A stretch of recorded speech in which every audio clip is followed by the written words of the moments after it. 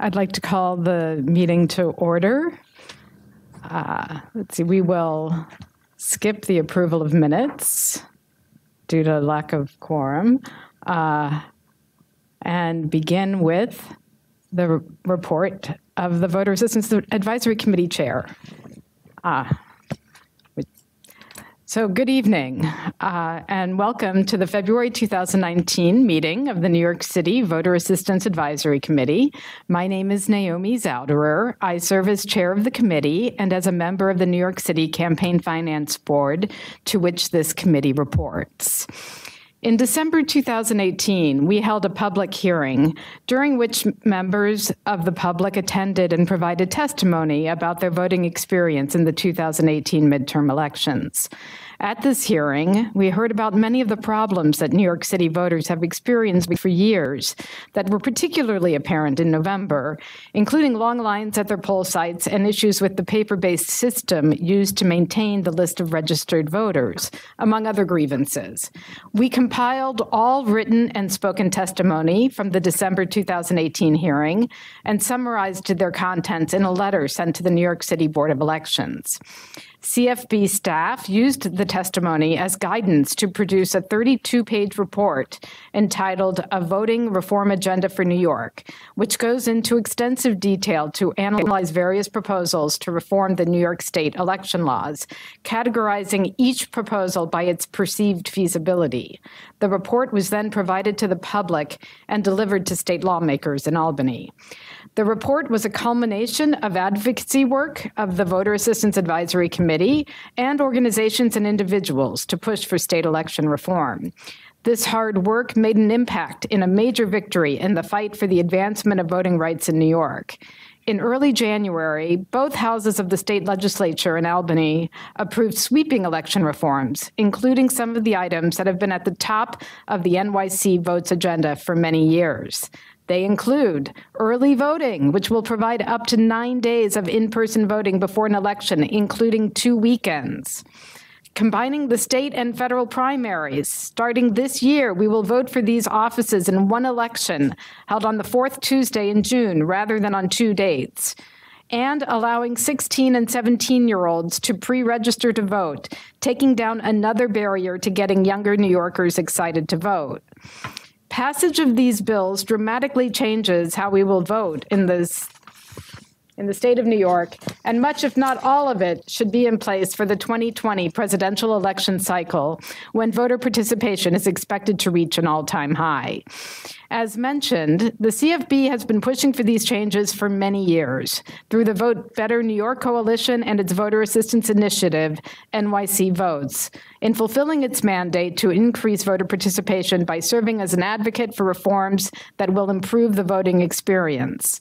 Last month's victory was a result of that work and the work of our many partners like Dominicanos USA, Citizens Union, Generation Z, the Latino Leadership Institute, the NAACP, the CUNY University Student Senate, and many other partners who helped over the years.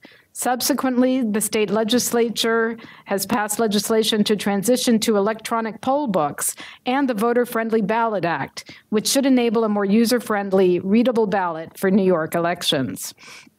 But I also want to single out two individuals who had a big impact in this area. Art Chang and Onita Coward-Mayers. Art was the first chair of the Voter Assistance Advisory Committee. He brought deep knowledge of technology to his work as VAAC chair and an even deeper passion for voting reform. Art believes that the technology to bring voter registration out of the pen and paper era and into the 21st century is at our fingertips. The second person I want to highlight is Onita Coward-Mayers. She served as the CFB's Director of Voter Assistance up until the end of 2018. Onita dedicated years of her life to helping New Yorkers vote. She was the driving force behind many impactful projects, like the Video Voter Guide and the Vote Better New York campaign that brought busloads of everyday New Yorkers to Albany each year to advocate for voting changes. I believe that the reforms passed in January would not have been possible without the work put in over many years by Art, Onita, and all the NYC Vote staff. However, the work is not done. Some of the approved reforms, like automatic voter registration, require a constitutional amendment, which means we have a few more years of work ahead of us. And as the voting agenda report points out, there are still several areas to improve. One top issue that I think should be addressed is legislation to restore voting rights to parolees. This was done last year by executive order by Governor Cuomo, but we need legislation to finish the job. As I mentioned earlier, many of the 14 legislative recommendations covered in the voting agenda report were topics that came up in testimony from citizens in December at our annual hearing. Citizen advocacy is important, and those who pushed for these bills deserve credit in bringing about one of the most wide-ranging expansions of voting rights in New York history. On behalf of the Voter Assistance Advisory Committee, we thank you for all of your hard work. Moving ahead, New York City has a fast-approaching special election on February 26th, when voters will decide who will be the city's next public advocate. Public advocate is the second highest office in New York City. It's second in the line of power to the mayor and acts as a voice for New Yorkers on the issues affecting their everyday lives, from public education and housing affordability to public safety and our health. I will now turn to CFB Executive Director Amy Loprest for her report. Thank you. So as Chair Zouderer said, the special election for public advocate is fast approaching on February 26th, with 17 candidates competing in that nonpartisan winner-take-all election. We're dedicated to making sure that New Yorkers have the information that they need and access to reliable resources to help the voters compare the candidates and contrast them to identify the one that will best meet their needs. To this end, the voter guide for the special election is now available online at voting.nyc, where you'll find profiles for each of the candidates, including video statements describing their campaign platforms. The voter guide also allows New Yorkers to look up their poll site, read news articles about the special election, and learn more about their voting rights and the deadlines. Furthermore, NYC Votes has partnered with broadcast and media sponsors to produce a second leading contenders debate on February 20th, featuring the candidates that have displayed the most support among New York City voters based on a predetermined, objective, nonpartisan criteria. If you missed the first debate, which was held on February 6th, you can find a recording of the program on Spectrum New York One News's Facebook page, as well as on their website, ny1.com. So with that said, be sure to research the candidates, know where you're voting, and make sure make your voice heard on February 26th. Thank you, Executive Director Loprest. And now we will have the report of the Acting Director of Voter Assistance. Good evening. This is Sabrina. I'm Acting Director of Voter Assistance, and I'll give a quick update because I think Naomi and Amy gave some really informative information there.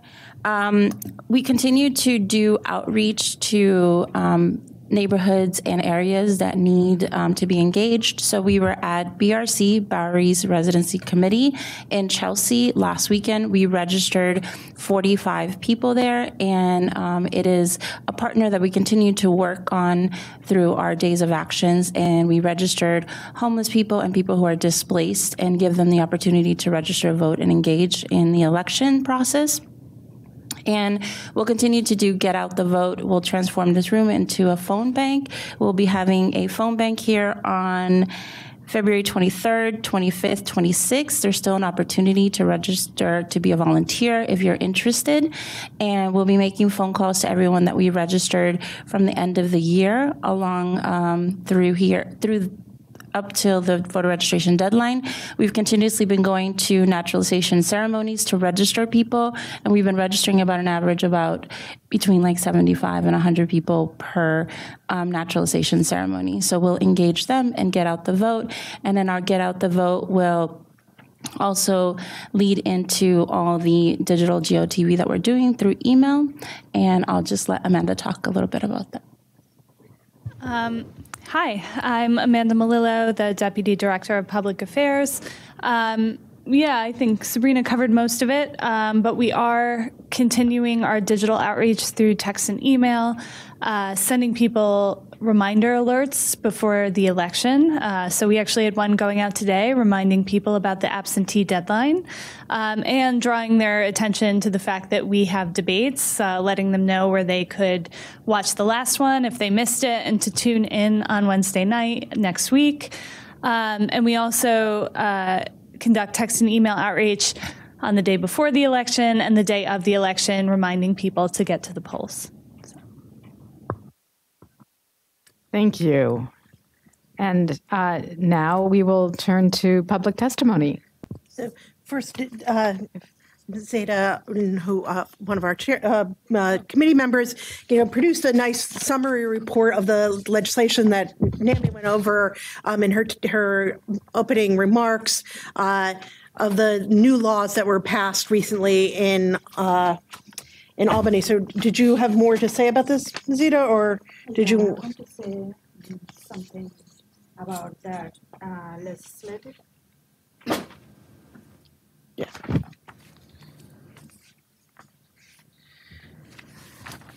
Thank you, everyone. We are really proud we made it happen, a long time journey. And this is our victory for every community and every voters as a campaign finance BAAC members. It is 2019, the year voting reform in Albany. We were there with many organizations and legislative directors, community scholar experience, and of election day 2018 due to active voting laws in New York state laws virtually and a change in 100 years. This program will cover on history, current status, proposed legislative impact for key voting reform in 2019, especially early voting, same-day registration, no excuse, absentee voting, statewide VAAC clearance. This presentation will be in February Puerto Rican Caucus Legislative. In this session will be reform again. The first discussion of the history of the reform. The second is review implementation of reform of other states. The third will be discussion how each reform would increase registration participation in the voting process of New York State. And old law, it was while 37 states has early voting, New York did not. And recently, you know that Governor Cuomo said that he does not have enough fund to do voter early voting added should be funding in this year. We need to push for it, to contact with all senators to push for funding issue to be added in this session. And the new law starting in November 2019, New York will have 9 days to early voting before, who chairman also mentioned that every election, including 2 weekends prior to the election ending Sunday before. And benefited early voting eases the pressure on polling sites during election day, making it less likely that New Yorkers will have to wait online for hours to vote. It also gives New Yorkers more time to vote and makes access voting more equitable. Many people cannot get off work in time to vote, especially if they have a long commute, work very long hours. Many New Yorkers take 1 to 2 hours to get to work and again to get home. Hospital nurses routinely work 12-hour shifts. So do many other New Yorkers need to push for funding. Pre-registration of 16, 17 years old. Our old law was 16, 17 years old had to wait until they turn 18 to register to vote. But new law implementing starting January 1, 2020, New Yorkers will allow teens 16 years of older free registration to vote, and the Board of Election will automatically register those individuals once they turn 18. Benefit encourages voting and makes it easier for young adults to get involved and vote. People who get involved in voting younger are more likely to become lifelong voters. And registration and portability, old law was when New Yorkers moved to different country, they had registered in order to vote at their new address. But new law implementing starting March 25, 2019, the Board of Election will automatically update the registration of voters who move within New York State and fill out a change of address with USPS. Benefited, allow New Yorkers who move to vote at their new address without having to re-register. No excuse absentee voting, vote by mail. Old law was New Yorkers have to sign under penalty or perjury that they will be out of country of election day or meet their limited requirements. But what was passed in January? A first step toward constitution amendment to remove the current absentee voting law so anyone who wants to be voted by mail, they can. Benefit, voting becomes easier and more accessible all voters. What is our next? Constitution amendments in New York State needs to pass the legislature in 2 consecutive sessions and then go to the voters as a referendum. Same-day registration. Old law was the deadline was registered to vote was 10 days before the election. What was passed in January? A first step toward a constitution amendment removing the 10-day requirement for voter registration. What is our benefit? The benefit will encourage voter turnout and allow more New Yorkers to participate in governmental decisions. What is our next step? Constitution amendment is New York needs to pass the legislature in 2 consecutive sessions and then go to the voters as a referendum. Statewide, BRA flea clearance, decisive practices, and voter intimidation act needs to be passed. Thank you for our recent success in Albany in January session. But we need to push for funding in between now. Is the time to reach out all Senate to get funding, government to sign and give us those funding early voting. Thank you. That's true. Thank you very much. So now I understand that there are some people who want to give public testimony. I'm not sure if everyone on this list wants to public testimony, but those who do, well, just I know Roxanne, you wanted to, so why don't you come up and take a seat here, and if you could turn the microphone on by just pressing that button, it'll. Oh, I'm sorry. Danielle, yes, I know you do. So just sit right there and turn the microphone on. Yeah. I think so, yes. I realize that this chart helpfully has asked that question, which I didn't notice until Danielle pointed it out to me.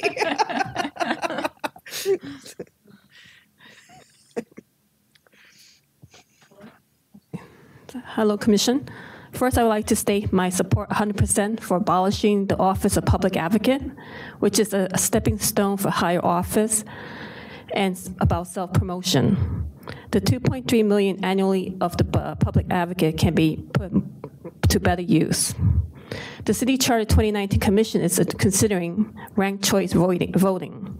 Not sure how I feel about this yet, but as long as fusion voting exists, it will only confuse voters and make it more burdensome for poll workers. And when the election process is confusing and time-consuming, then it makes the voting process unpleasant, which will impact voter turnout. Sorry. Unfortunately, due to the influence of the Working Family Party that is undermining fair elections and real democracy, politicians as Senator Alexander Biaggi came out against this needed reform. Fusion voting only exists in 3 states, including New York State.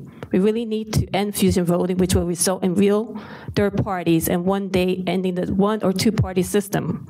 We now have these political parties that cross doors and are just special interests that we need to curb.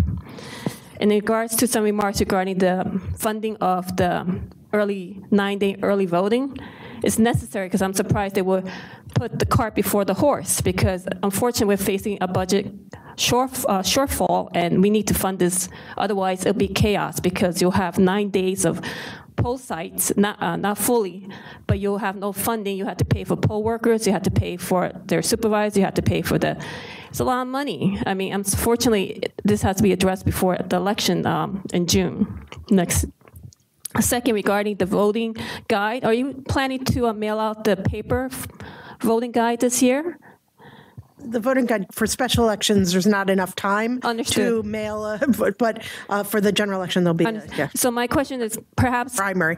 my suggestion would perhaps provide questionnaires with the voting guide, because it's just a 2-minute, it's more like a dating site video, honestly.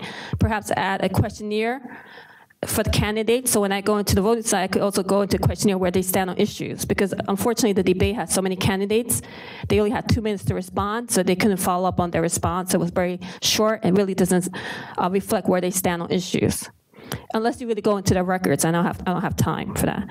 And sorry, 1 second. No, regarding no excuse absentee, if that happens, then I don't see why we need early voting if we have no excuse absentee, because we don't have to be physically voting. We could just do it by mail. And that's it. Thank you. So the voter guide now does include in the people's statements their self-identified top 3 issues. I understand your proposal is slightly different, but they, each candidate gets to self-identify their top issues. Yeah, so that's one way to consolidate. I appreciate that, what the top priorities are, but I would like questionnaire, where do you stand? Yes or no, yes or no. I understand. I just wanted to make clear for everybody else. All right, thank you. Okay. Thank you.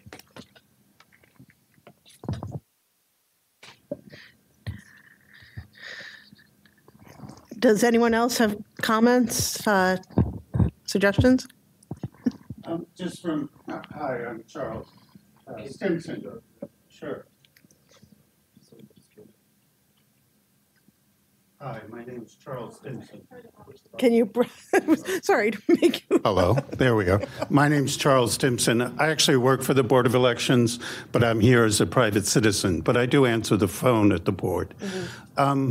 Frankly, I think your website could be better, because when you go to NYC CFB, there's no button to push to say voter guide. It's actually, in my humble opinion, not well designed. There's far too much information. And all I can tell a voter is, well, Campaign Finance Board has a video thing, but you'd really have to go through several clicks to find where the actual video guides are. Because when I called, and I actually spoke to somebody at Campaign Finance, they said, oh, there's a voter list. And I go, well, the candidate list for the special election is wrong, because those people have been knocked off. So the candidate list that you have listed is based on people who are participating in the campaign finance program, not people who are actually on the ballot. So this is a confusing and obscure election as it is, and the turnout will be next to nothing. So the board will do fine, because when nobody votes, we do okay. It's only when a lot of people vote that everything falls apart. So, you know, there are a combination of problems. I think the advances in Albany are great, but from what I've read, the only thing that really increases turnout is same-day registration. And one question I have with the no excuse absentee, I currently work in the absentee department and have in the past. I've worked for the board. I was the lead trainer when they introduced the scanner machines, which they're horrible. They're 10 years old. They've jammed for the entire time. The only time they don't jam, they probably won't jam in 2 weeks because nobody will vote. Do you know what I mean? But when a lot of people vote, they jam. We have the longest ballots in the United States. So there are two companies that produce voting machines. And not only do we have the longest ballot, we have a two-sided ballot. So when there's a proposal, that's on the back. So this is a double chance for it to jam. So election law, we have to comply with election law at the board. So one of the big problems is New York election law is very strict on how a ballot can be configured, which creates it being really far too long.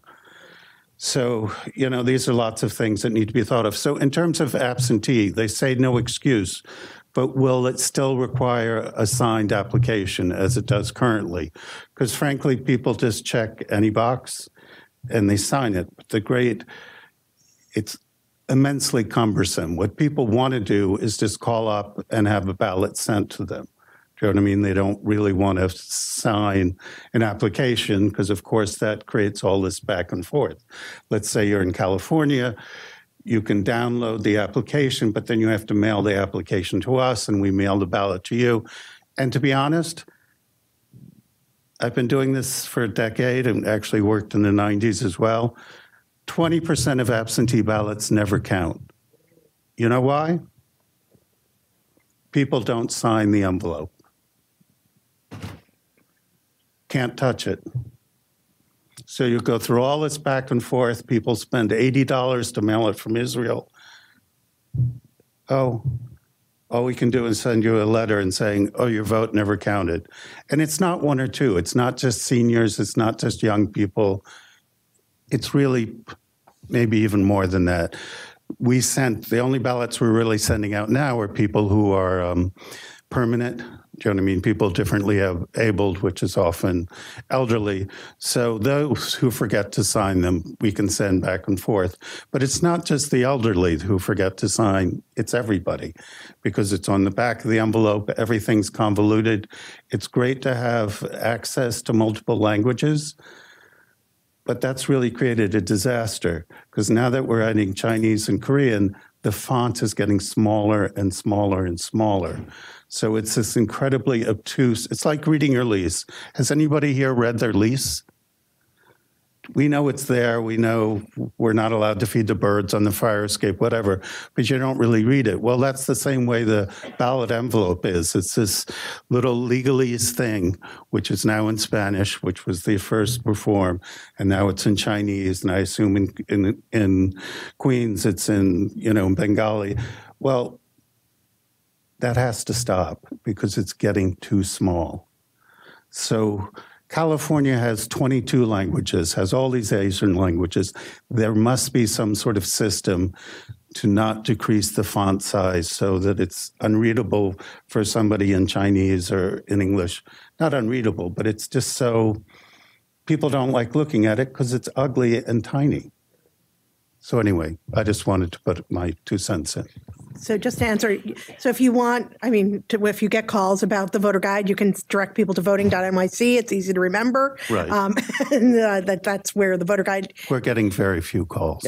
I don't, this is it's a low interest election, but just so you know. And I guess, you bring up some interesting points about ways, I think the voter friendly ballot is, intended to deal with some of the look of the ballot issues that you're talking about, and maybe some of these issues about how the details, the legal requirements for absentee ballots and affidavit ballots too, because you have to sign the outside of the envelope. Maybe those are things that can be looked at in easing election law so that you don't have to do all of the. I suggested simply putting an arrow with no language on it, but of course it was not followed through on. And I don't think that would require a change in election law because people simply forget to turn the envelope over and sign it. Yeah. It's really 20%. It's not like 1 or 2. Mm-hmm. No, so I think it's important. That's making things easier is always, sort of one of the major goals of all of these election reforms. And also, I really think you should have a link on the actual campaign finance website. Because it is there too, but yes, yeah. There are 88 things on the homepage. Thank you very much for testifying. Thank you. You raise a lot of very valid points. Yeah.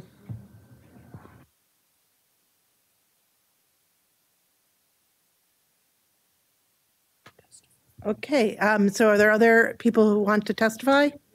You would? Okay, great. Can you just say your name? Sure. Okay. Hi, I'm Letitia Parks. I am the voting registration liaison for Department of Citywide Administrative Services, known as DCAS, for the City of New York. And so I guess I don't really have a testimony. I actually have a question. So DCAS, we see a lot of foot traffic because we do all of the testing for city positions in the City of New York. So we have 5 computer testing where people can walk in and test. And so we have set those centers up as voting registration initiatives. So you can actually register if you want. We can mail it for you, or you can take it with you and register yourself. Then we have 2 retail operations. One is at 1 Center Street in the municipal building, and the other one is at 125 Worth, both busy buildings. And so I heard you say that now there is same-day registration? The first step, it requires a constitutional amendment, so they've taken the first step. But it'll take another couple of years before that happens. And what do you think that will look like when it goes through, like same-day registration for something like a retail operation like DCAS? So we have people walk in, and how do we finish that? How does that complete? I mean, Amanda, do you have any idea? I mean, I think that what the idea is that people will be able to register at the poll site. Right. Yeah. So it won't be. A number of states, I believe 16 now, have same-day registration. So the idea is if you're a voter and you're close to Election Day or early voting and you realize you aren't registered to vote, you could go to the polls and register to vote there.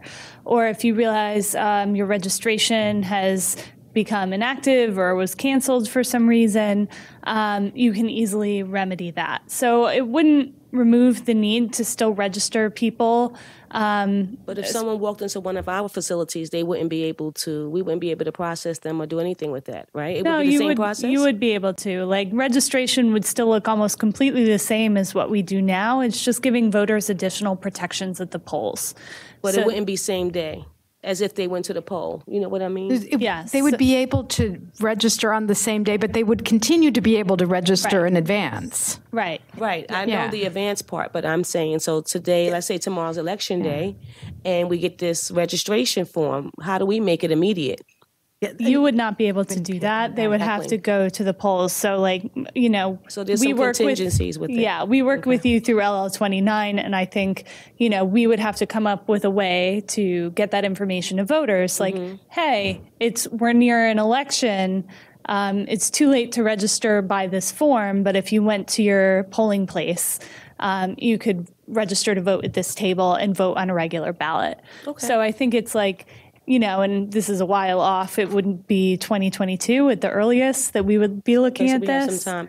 And are you guys trying to mirror a state similar in size like California? Do they have same-day registration already? California does have same-day registration. Okay. Yes. Thank you. That's it. Okay, perfect. And one more. I think there's somebody else who would like to speak. Okay. Hi, good evening.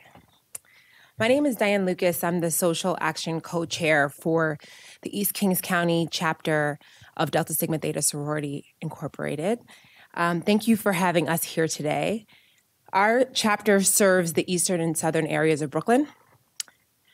We have hosted a series of nonpartisan community candidate forums to help promote voter turnout and to help have a more informed electorate. In July 2017, our chapter was awarded a $1,500 competitive grant from New York City Campaign Finance Board. With that money, we were able to host a forum in the 43rd City Council District, and it had such a tremendous impact.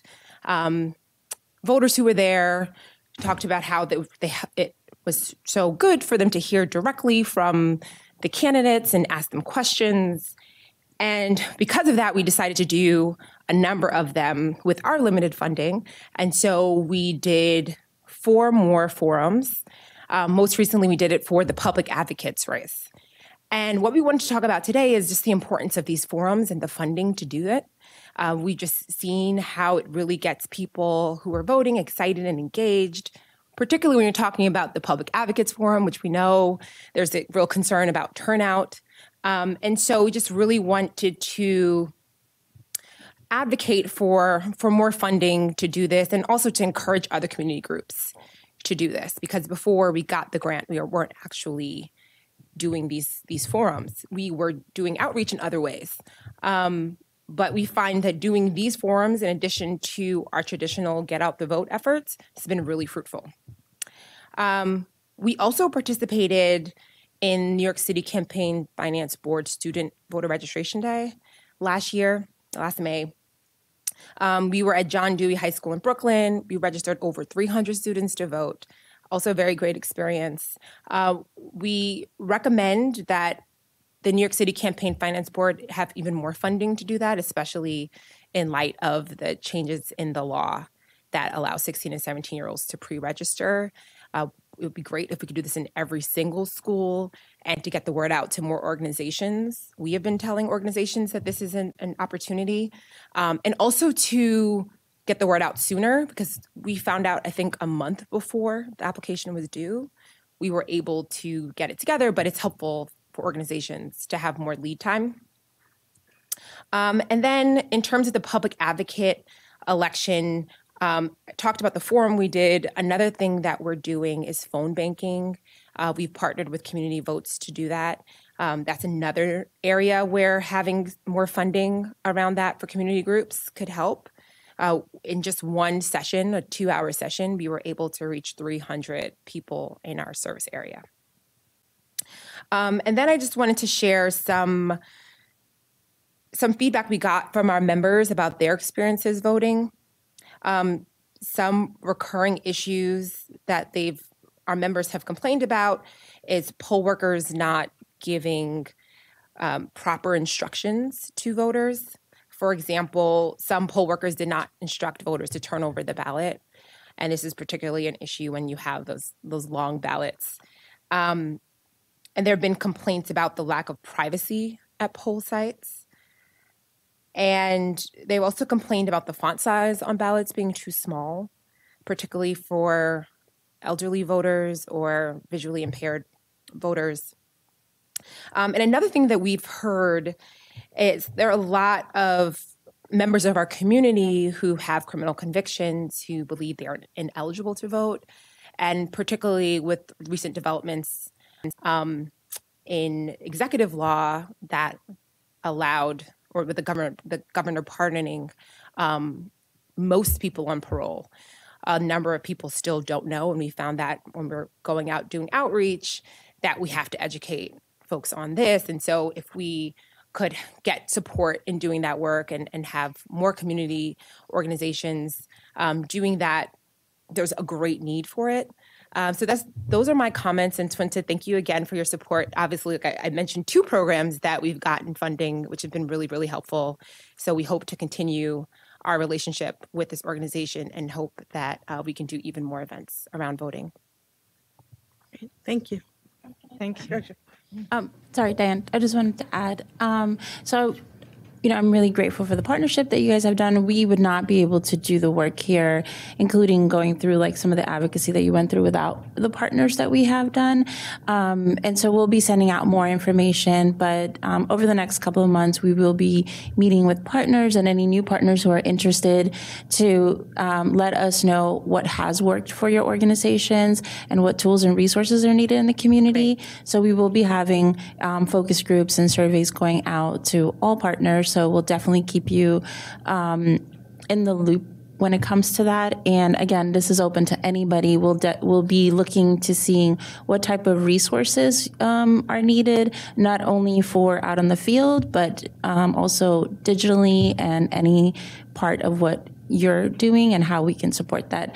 Primarily, what we're really trying to do is make sure that once you engage them, that we're able to continue to communicate with them. So we'll be doing a lot of pledge campaigns and getting ready for 2020-21. So we'll be sending out information on that and sharing it widely.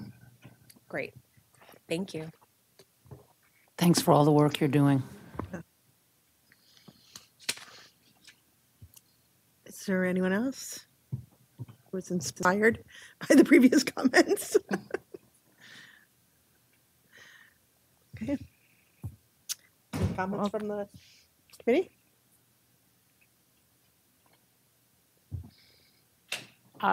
Thank you so much to those of you who gave testimony. It was really informative and appreciated. Thank you. All right. And thank you for coming. We are adjourned.